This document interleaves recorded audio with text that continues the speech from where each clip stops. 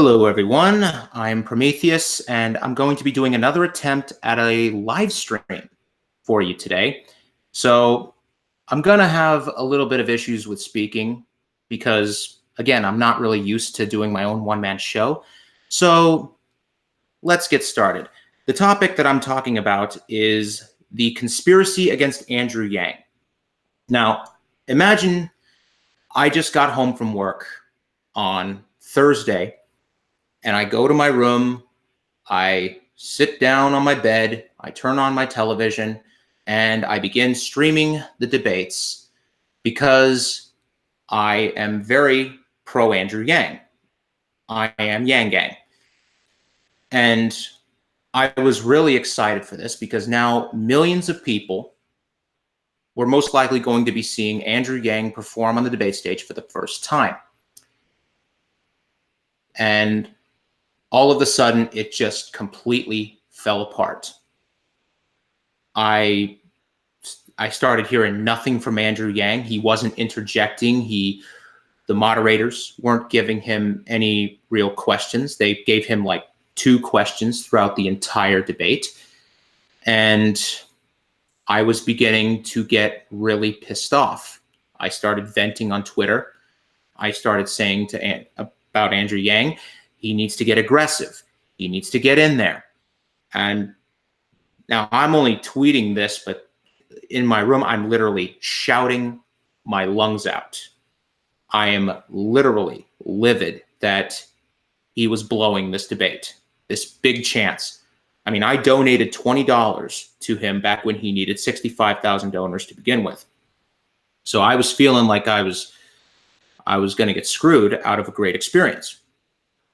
When the debate was over, I literally commented that Yang completely shit the bed and that he needs to drastically improve or the Yang yacht is sunk.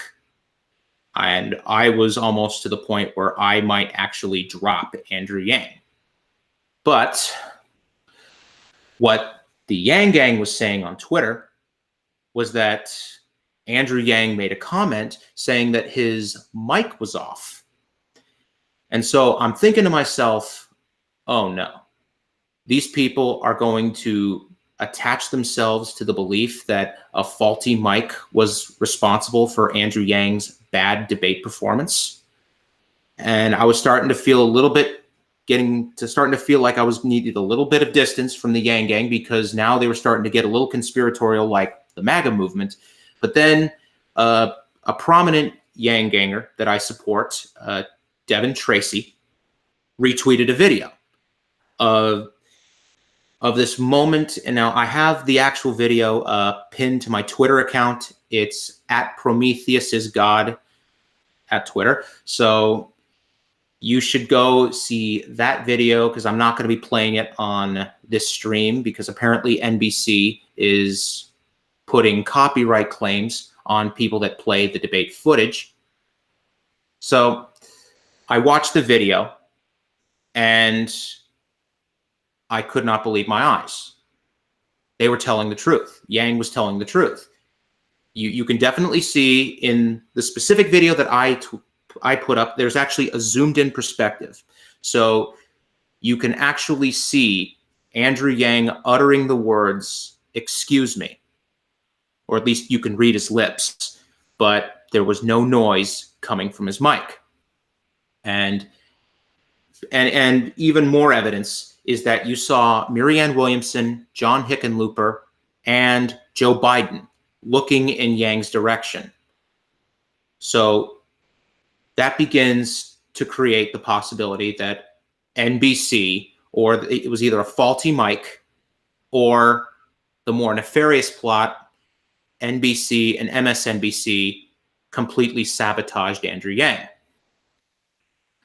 So I decided to try and take a little bit of an investigation as to why they could possibly do that. I mean, isn't the target supposed to be Bernie Sanders? Aren't they supposed to be trying to sabotage Bernie Sanders from winning the nomination? Why go after Andrew Yang, who's polling less than Pete Buttigieg and Kamala Harris?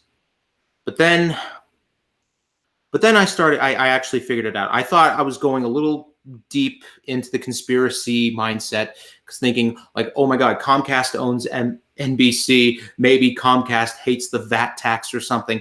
But no, I realized it was a lot simpler than that. So let me just try to get my screen share for a second.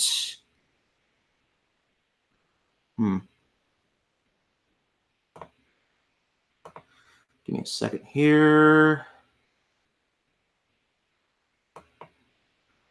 All right. So this should be, if you're seeing this right now, this is Andrew Yang's tweet that he made the night before the Thursday debate.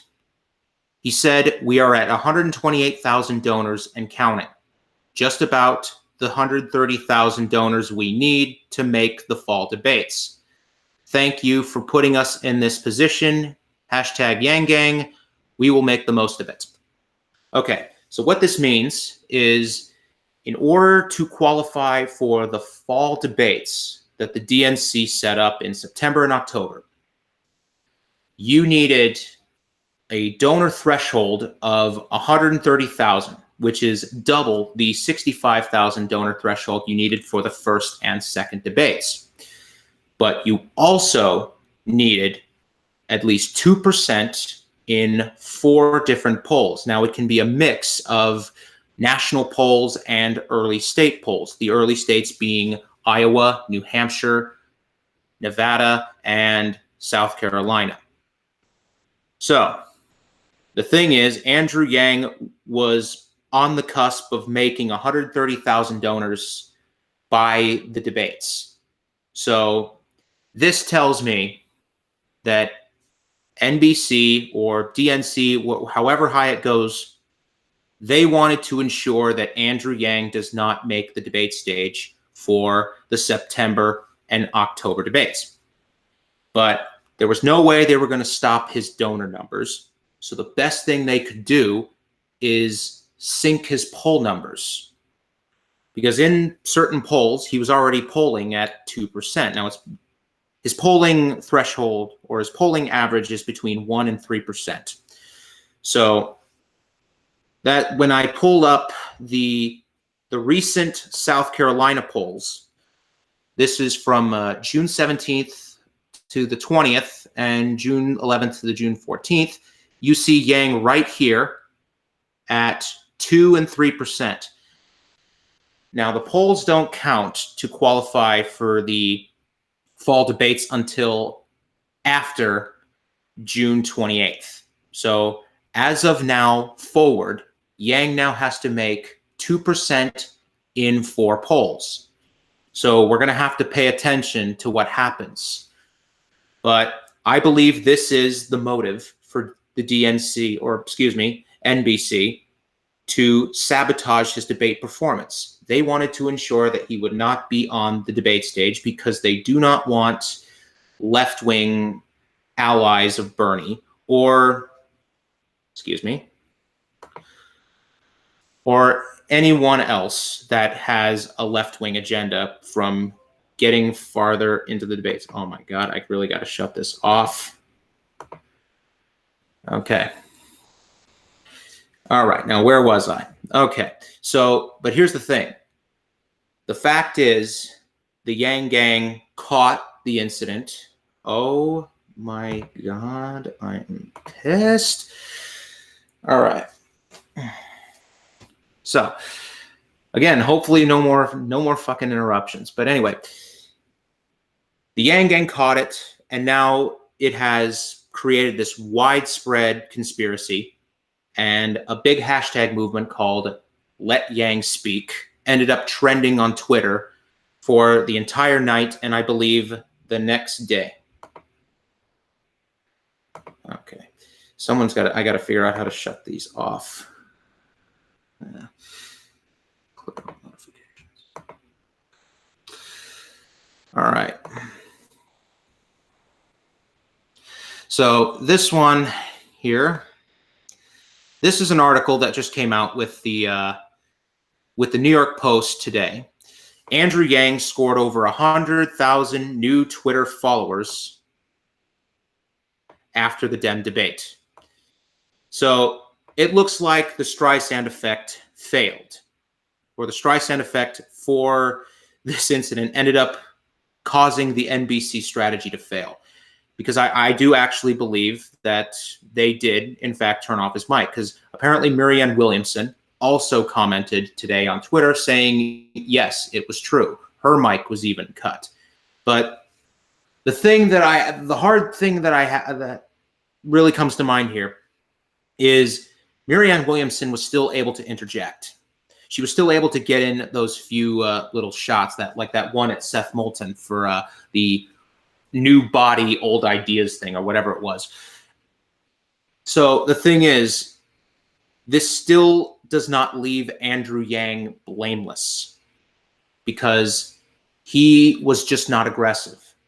I think if he got more aggressive and tried to interject a lot more often, I believe that he would have actually garnered more. There would have been more evidence to show proof that his mic was off, or he could have been so noticeable on stage that they would have had to turn on his mic in order to give him speaking time. So again, Yang is not exactly blameless here, but I do believe the DNC did. Or why do I keep saying DNC? You know what? DNC, NBC, it's really doesn't matter. They tried to sabotage his debate performance because they want his poll numbers to go below 2% just until August 28th. So, because again, they want Bernie to be alone on the stage with people like Biden, Buttigieg, Harris, and even Elizabeth Warren, she's kind of on both sides of the fence. She does talk big about left-wing policies, but she's also a bit more attached to the centrist camp than people like Bernie are. So the thing is, thanks to the Yang Gang, and thanks to conservative commentators and progressive influencers, as well as internet personalities like Tim Pool, people now are aware of what is going on. And again, Yang has now scored over 100,000 donors, and officially Yang has passed the 130,000 donor threshold. He passed it yesterday. So he now needs those 4 different polls reaching 2% or 2% apiece in order for him to officially make the stage. And I'm hoping this entire scandal has given Yang enough press and attention from the public to actually put him on that stage. But again, Yang also has one more chance. He has the second debates to look forward to. And he has said that he would improve. And I am desperately hoping that that happens. Now, will CNN actually try to sabotage Andrew Yang in a different way? I don't know. But one thing I would recommend for CNN, if they're actually find themselves listening to this, is try to create a new rule that in order to get a point across or to interject, you have to raise your hand first. That way, it kind of solves the whole faulty mic issue and the whole interruption issue, which seemed to be a massive problem in Thursday night's debate. So the thing is, I am really proud that Andrew Yang has now gotten a lot more press. There's been a lot of people that have now decided to retweet the Let Yang Speak hashtag, and even people like Dave Rubin and Ben Shapiro even uploaded their own interviews with Andrew Yang on their Twitter feed, so people can actually get more acquainted with this guy. So you know what? There are good people. And the reason why they're doing it, though, I mean, I can say they're good people, but I do think there is a certain reason. And the reason is simple. NBC, CNN, ABC, and all of those types of channels that are more catered to the left-wing establishment, the conservatives and the Bernie people absolutely hate them with the most vitriol you can ever imagine. So anything that makes them look bad is going to be great for these commentators. So, all right. So let me just get myself back here. Let me just end this. Okay. So that is pretty much my 2 cents on this issue. And I really hope that, again, Andrew Yang does better in the second debates. I'm actually hopeful he's going to make the third and fourth debates, because that will mean that he's no longer a joke candidate. They'll have to begin taking him more seriously. And, you know, I really honestly want to see someone challenge Bernie's ideas that actually has real policy. I mean, I'm not exactly completely wed to the progressive movement. I'm not anti-centrist, because you know what, Andrew Yang, he's more closer to the center than Bernie is. So, you know, I just really want people with ideas to challenge each other and really bring out the best in civil discourse in this country, because you know what, we desperately, truly need it. All right. Well, that's it for me. I am Prometheus, signing off.